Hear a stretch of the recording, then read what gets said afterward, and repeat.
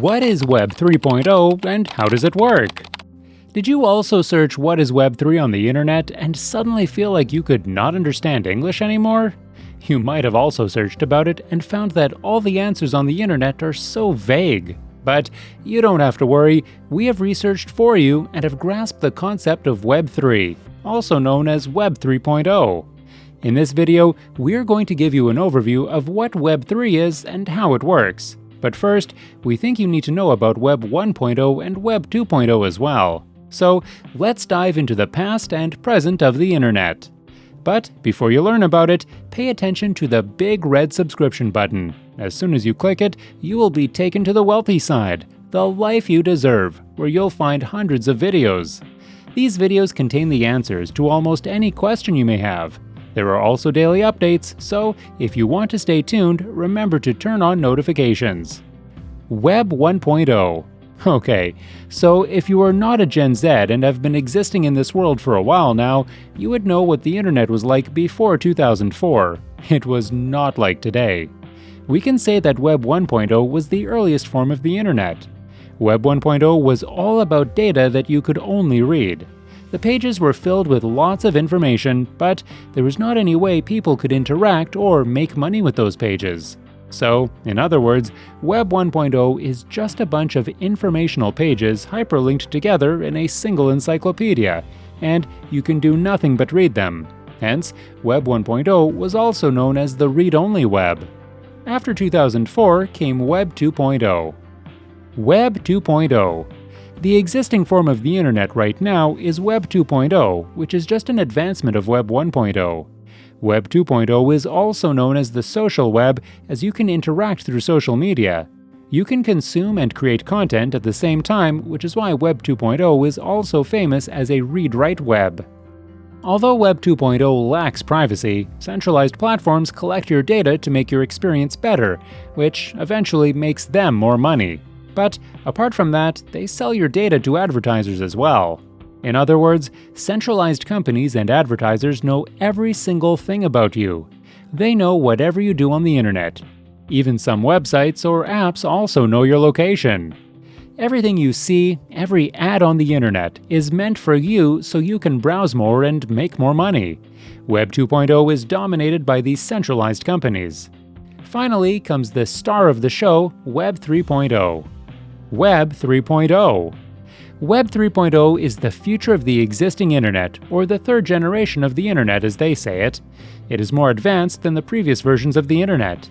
Web 3.0 unites the existing internet with recent and powerful technologies. Thus, we can say Web 3.0 is the product of the evolution of Web 2.0 and Web 1.0.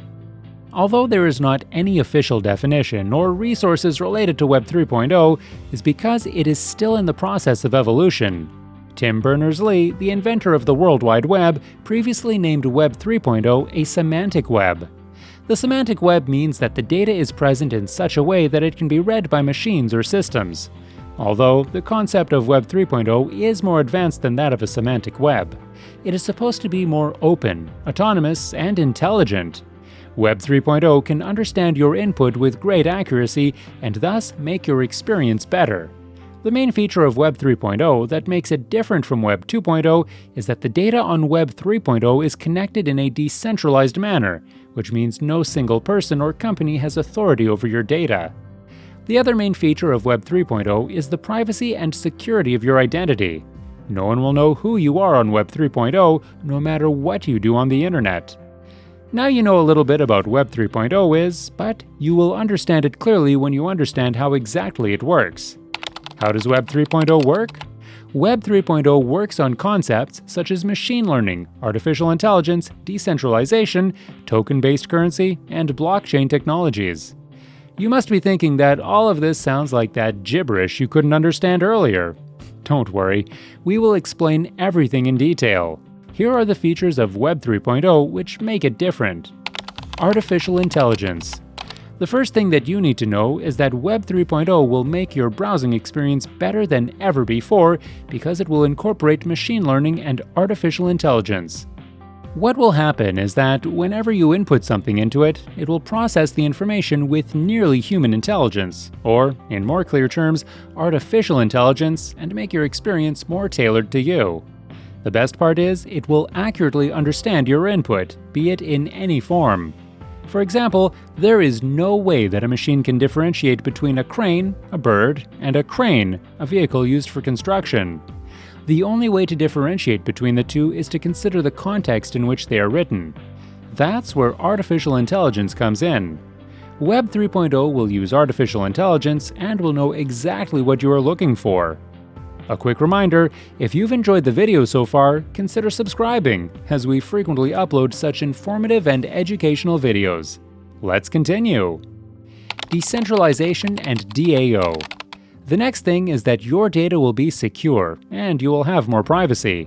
In other words, you own your data. That's because Web 3.0 will be based on decentralized blockchains.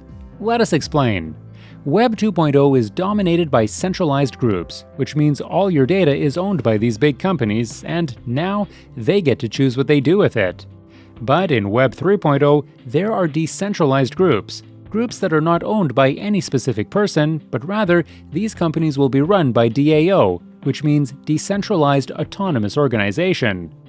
DAO does not have any owner or CEO, which means there is no one authority. DAO works democratically. People in the DAO can vote on any decision, thus there is no central authority that makes DAO autonomous. DAO is based on smart contracts. Smart contracts can be defined as rules, laws, or procedures which replace the management of the organization with autonomous codes. So, the conclusion is that DAO allows everyone to have a say in the matter, and whenever a certain decision is made through votes, DAO executes the work through smart contracts instead of humans. But an important question is, who are the people that make votes? First thing first, whatever happens in DAO is not a secret. Anyone can view the funding, investments, and actions of DAO. The next thing is anyone can make votes on the matter in DAO, but for that, you will need to be a part of it, which is easy. You just need to buy its cryptocurrency, just like an investment. Don't worry, it is available at a very low cost that an average person can buy as well. Once you buy, you become a part of it, and will get to vote, unlike organizations that give more authority to people with more shares. Thus, DAO makes everything transparent to the users, and you are the owner of your data. This Web 3.0 is also famous as a read-write-own web. Blockchain technology. Now the question here is, how exactly Web 3.0 makes your data secure? The answer is blockchain technology. Blockchain technology first came into the spotlight with the arrival of cryptocurrency. Blockchain stores data in such a way that it is impossible to change or hack it. What happens is that there are a series of blocks interconnected with one another. These blocks contain information or data about the transactions. Whenever a new transaction is made, it does not just change one block, but all the blocks in a chain. So, if anyone wants to hack or change the data, they will need to change all the blocks in the chain. When blockchain technology integrates into Web 3.0, what it does is that it stores data on a series of interconnected devices, which is unlike Web 2.0. Web 2.0 stores your data on one large server or device owned by a central authority.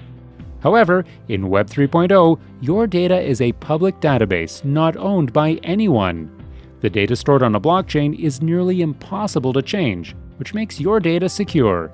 It can be said that blockchain is the foundation of Web 3.0. Tokenization and anonymity. Now, you must be thinking about how your data can remain a secret if it is in a public database. Let us explain the next remarkable feature of Web 3.0, which is token-based currency or tokenization of your asset or money.